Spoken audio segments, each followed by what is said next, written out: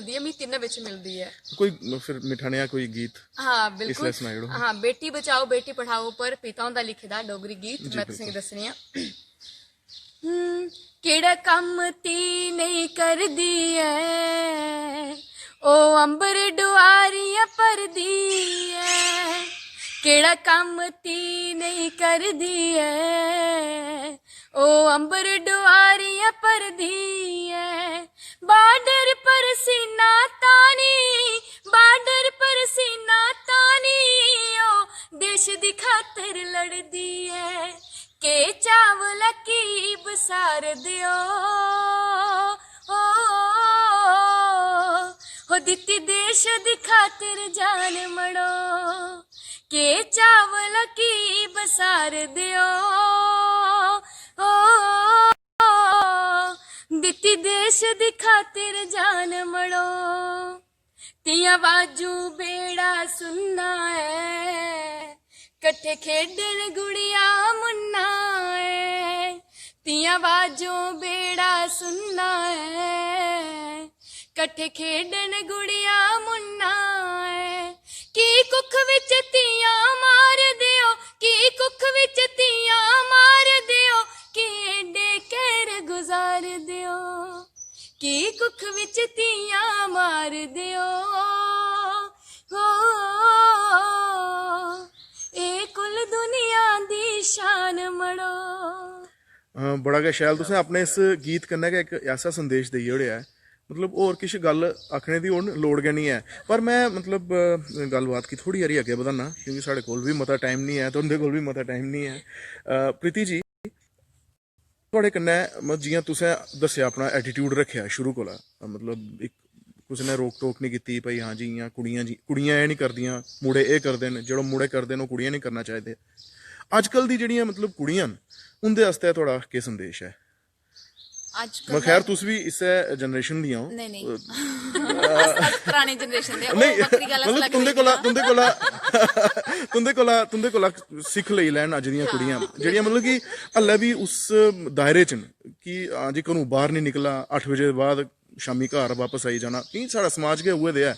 लेकिन तुस केह् सनेहा देना चाहंदी हो? देखो इहदा कारण कुड़ियां दी गलती नहीं है, साढ़े समाज दी भी गलती नहीं है। कुछ चीजां जेहड़ियां उंदे आस्ते एक बड़ी ना खरा ते जेहड़ी चीज नहीं खरी, जेहड़ा ठीक ते जेहड़ी चीज नहीं ठीक, उहदे बिच ना बड़ी बरीक जी लकीर हुंदी है, बड़ी बरीक। शामी 8 बजे तक घर बैठे दे हो ते तुस बड़े खरे हो, 8 बजे कोला बाद आखा दे कुदै जाना ते तुस खरे नहीं हो। इन्नी हारी लकीर है, तुसें इन्ना हारा बस दस्सना उनेंगी कि भला एह् कम्म ठीक नहीं एह् ठीक है। ओह् लकीर कुन पाई दी? ओह् असें गै पाई दी, साढ़े माँ प्यो ने पाई दी, साढ़े समाज ने पाई दी। ओह् कुछ साड़ी सेफ्टी आस्ते पाई दी। समाज अजकल इन्ना अग्गे बधी गेदा, समाज च ऐसा नहीं कि चंगे गै लोग न, समाज च माड़े भी लोग हैन ते क्राइम इन्ना बधी गेदा। जां कुड़ियां आस्ते जेहड़ा बाहर निकलना अपने आप गी कुदै समाज च जाइयै दस्सना कि मैं एह् कम्म करी सकनी, ओह् इन्ना सौखा नहीं है। समाज जेहड़ा है अगर तुहानू 10 कदम अग्गे चलने ताकत दिंदा ते 2 कदम पिच्छे भी खिचदा, 2 कदम पिच्छे खिच्चने वाले लोग भी होंदे। ते कुड़ियां गी सनेहा इयो है कि अपना एक लक्ष्य तय कर लो, एक फोकस तय कर लो, ये अपनी जिंदगी का एक मकसद बनाई लो।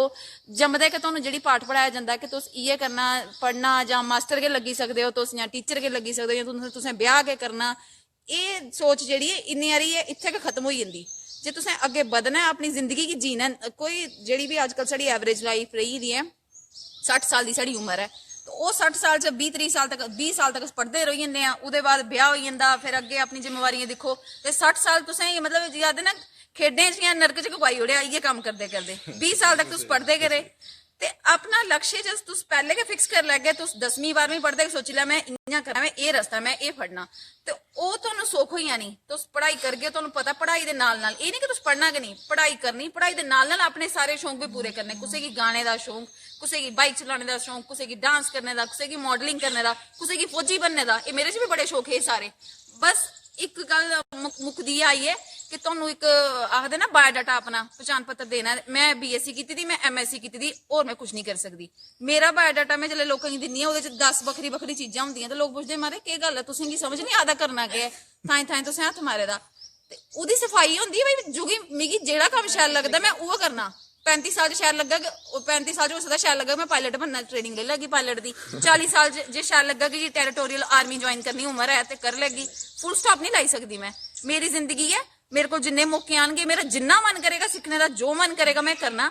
बस ये कि वो सही होना चाहिए। मेरे पिता ही मेरा साथ देन, मेरी माता ही, मेरे भरा, समाज सारा मिगी सलाह देन कि ये ठीक है। सिर्फ सलाह के देनी, तुसें अपने थोपी नहीं सकते मेरे पर। तो वो लक्ष्य अपना फिक्स कर लो, जिन्ना कुछ चंगा लगता, जो चंगा लगता अपनी लाइफ च करो। कदे फुल स्टॉप नहीं लाओ कि BSc करिए, MSc करिए, ब्याह कर लिया, नौकरी लभी है तो चलो लाइफ खत्म। 60 साल की उम्र च जिन्ना कुछ ले सकते हो अपनी लाइफ खुश बनाने वास्ते, अपनी रूह की खुश करने वास्ते सब करो।